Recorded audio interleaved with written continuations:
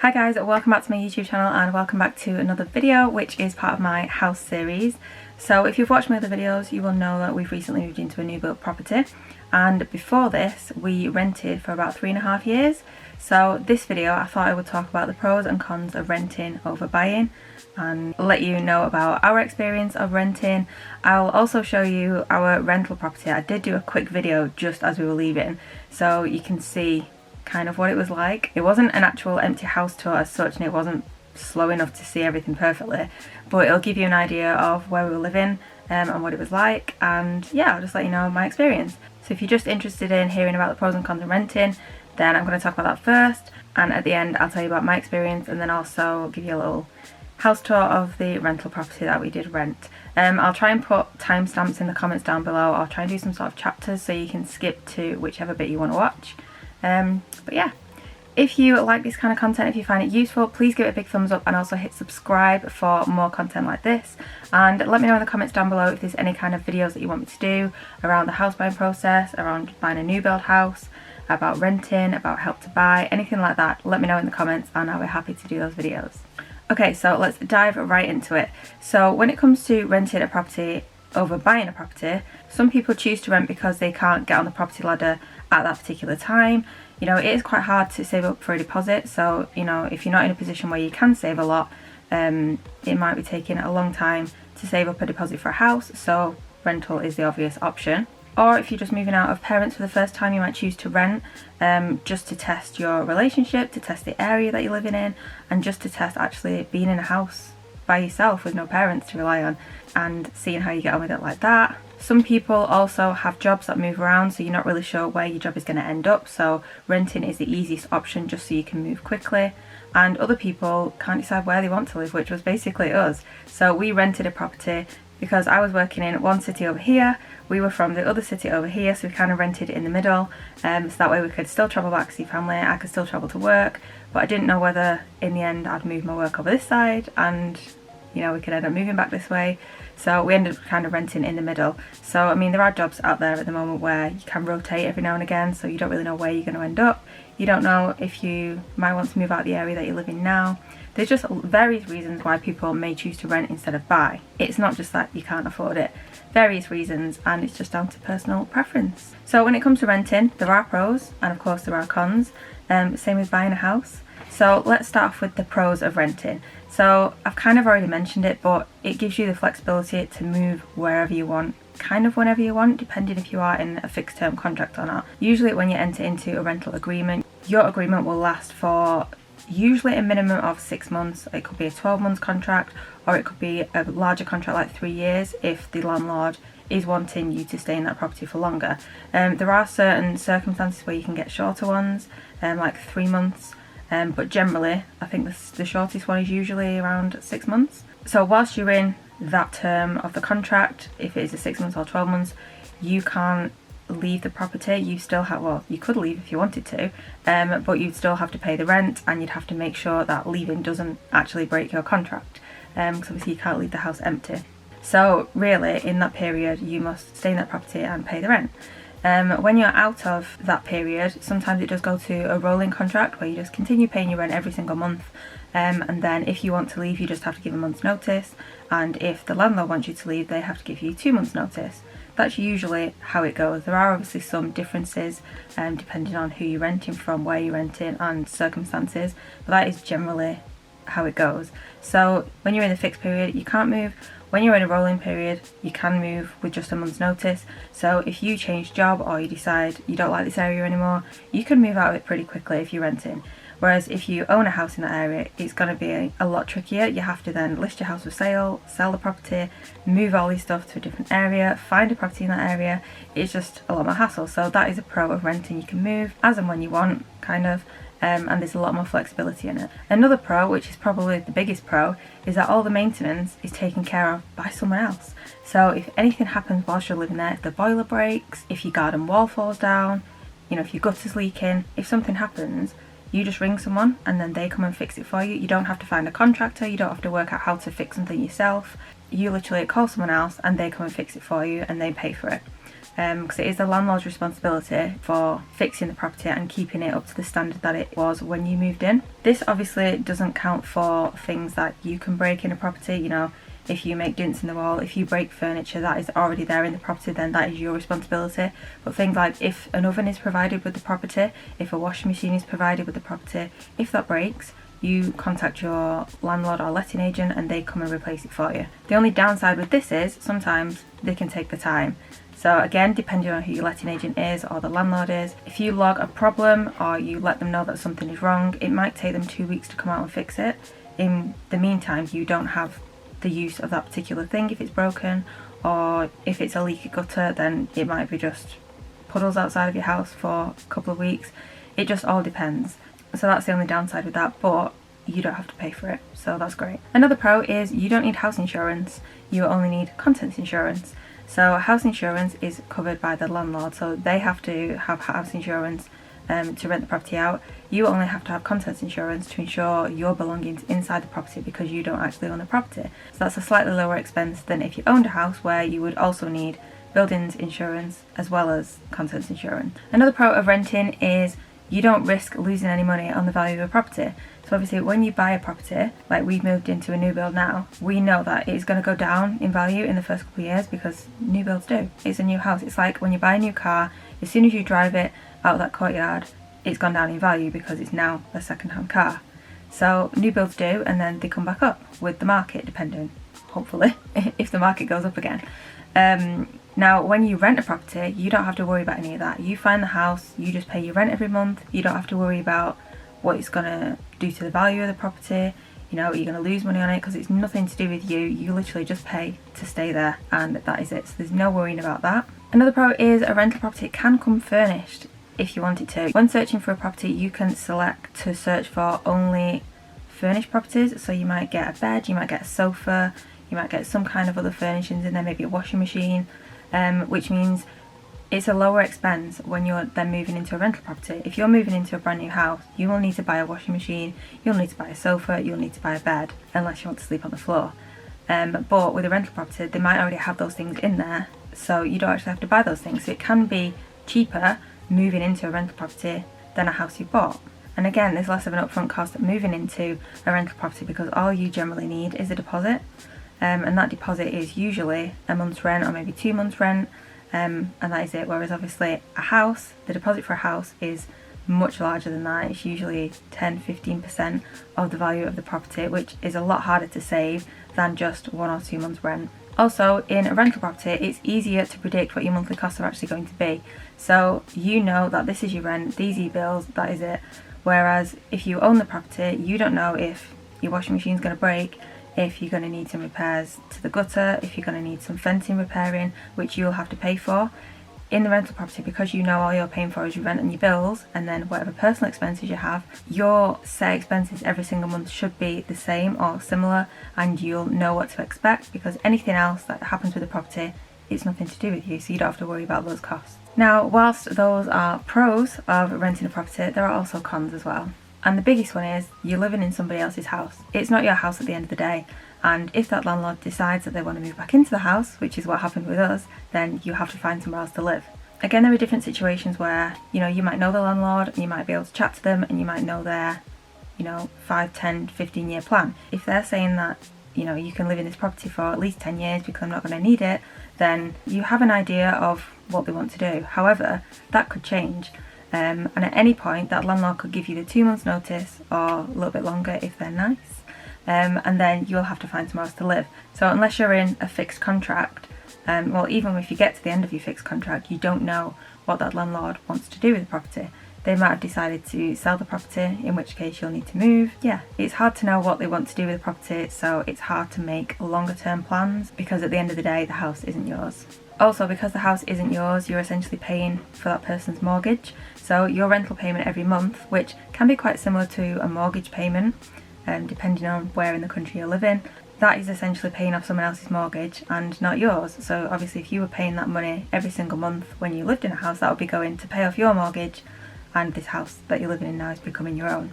So like I also said that a rent payment can be similar to a mortgage payment, it can be quite high. so it can be quite a big chunk of your salary every month, so it makes it harder to save for a house whilst you're renting. And rent can rise as well, so unless you're in a fixed agreement where it's not going to rise for that particular period, when you come to the end of that, the landlord can rise that rent to whatever they want. So you can either pay the rent, you can try and have a discussion with them about the amount of the rent and if it's reasonable to rise it, or you can move out because they're probably going to be able to find someone else to move into that property anyway who will pay that rent.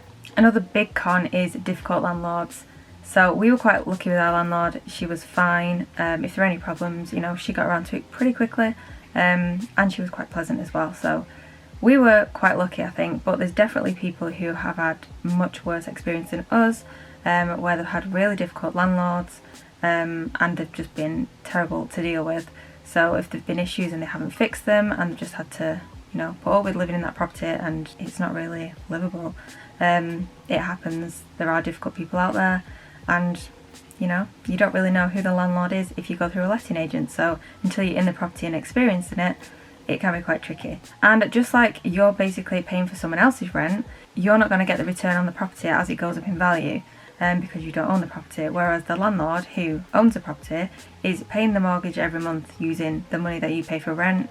And they're also going to benefit from the rise in the value of the property if it does go up. So at the end of the day, you're not paying off your asset, you're paying off someone else's asset. And of course, because it is somebody else's house, you generally can't decorate. You can accessorise, sometimes you can put things on the wall, but depending on what is written down in your rental agreement, you might not be able to even put picture hooks on the wall in case it leaves a hole.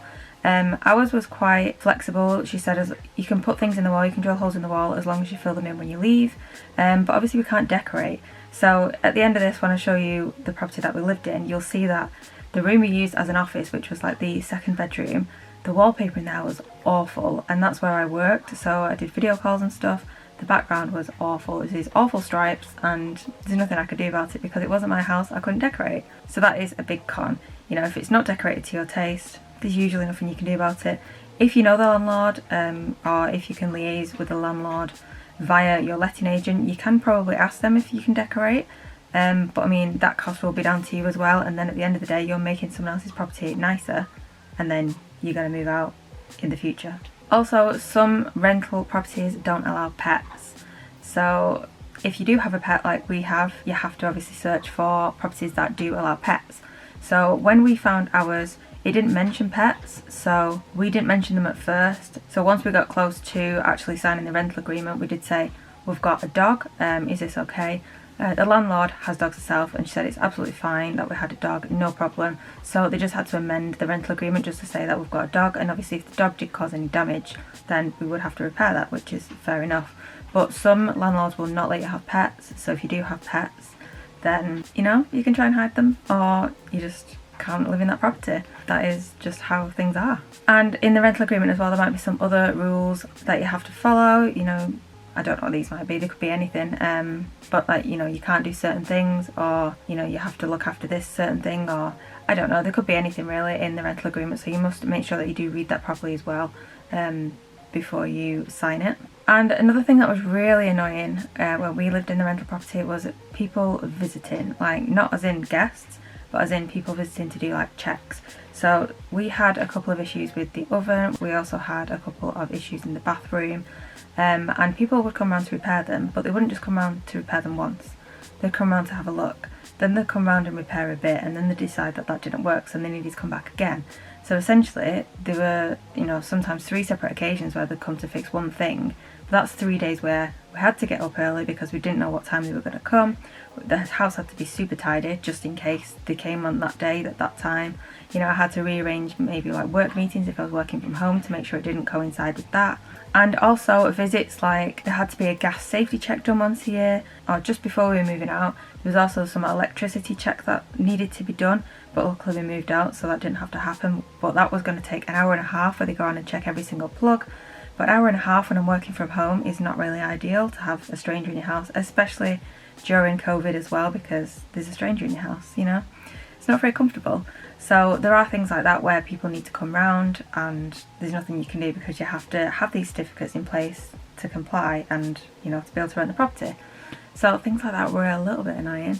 And also the letting agent will do regular checks on the property, so it could be annual. I think we had maybe 3 in the time of there, so it was basically annually.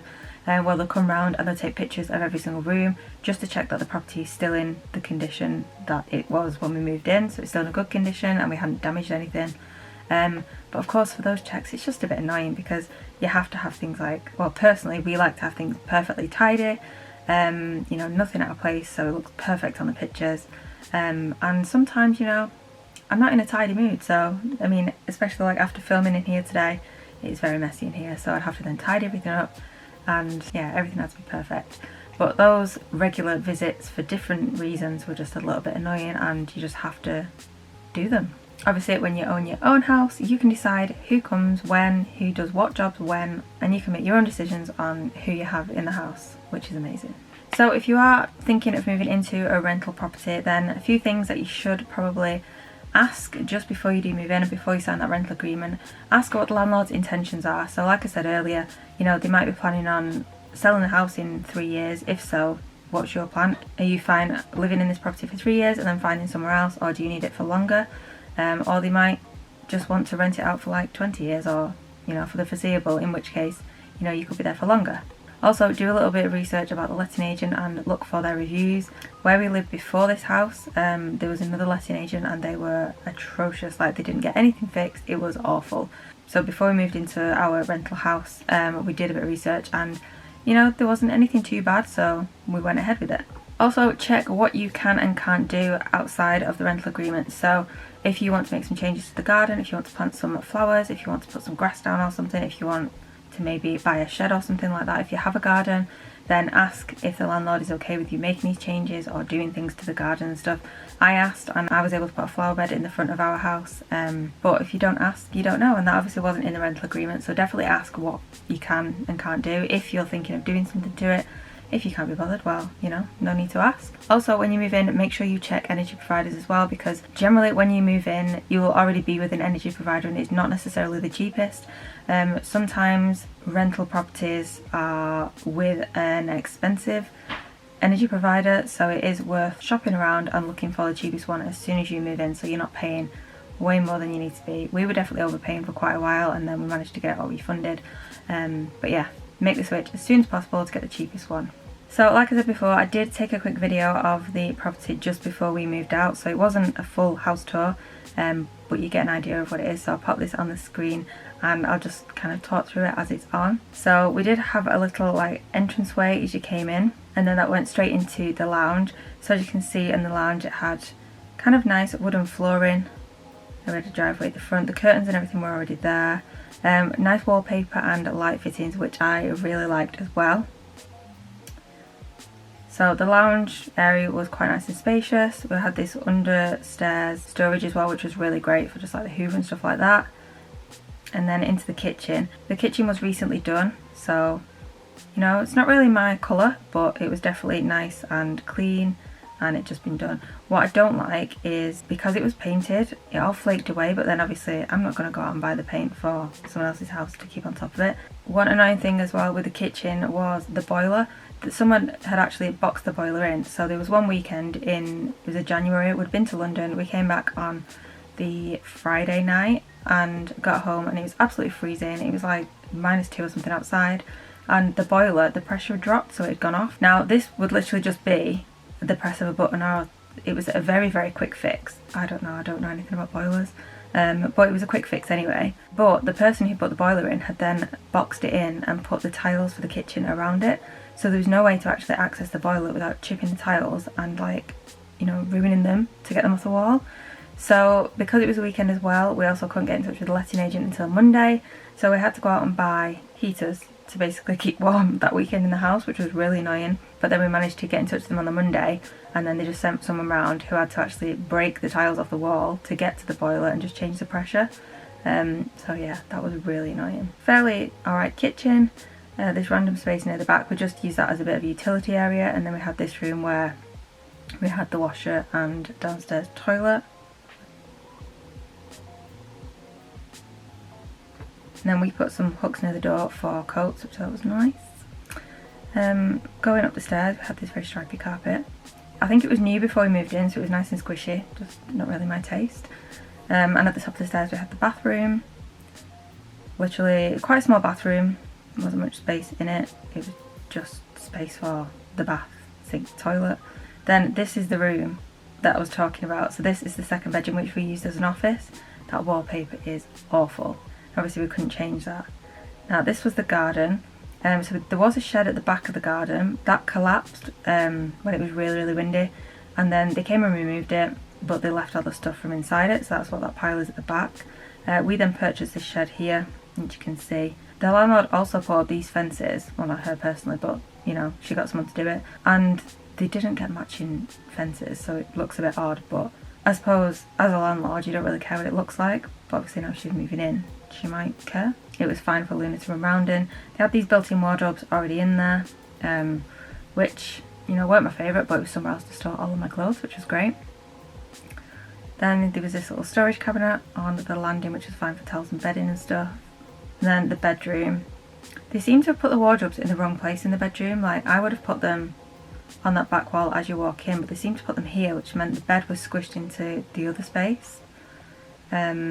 So it wasn't really laid out that well, and yeah, it wasn't the best use of space in the bedroom, and we didn't really use any of the bottom space of the bedroom. And then this final room is what I used as my makeup room, filming room, dressing room. So I had the radiator cover, as you'll see in my earlier videos. I then had this complete setup with the desk and the lighting, and then there was a storage cupboard there as well. And then back to the landing. So that was basically the rental property. So that was a 3-bed property. It served its purpose, you know, it was fine for what we needed at the time. And I think it was good timing for us, really, for us to get the letter to say that we had to move out because the landlord was moving in, because, you know, we just got comfortable. So I'm glad it happened. I do think that everything happens for a reason, and I think we've ended up in this house perfectly. Perfect timing, it's the perfect house for us now. So I'm very happy that we've now purchased. I've no regrets with renting. I think it was a really good experience, and it's pointed out things that I definitely don't want in my house now, for example with like lighting and layout and stuff like that.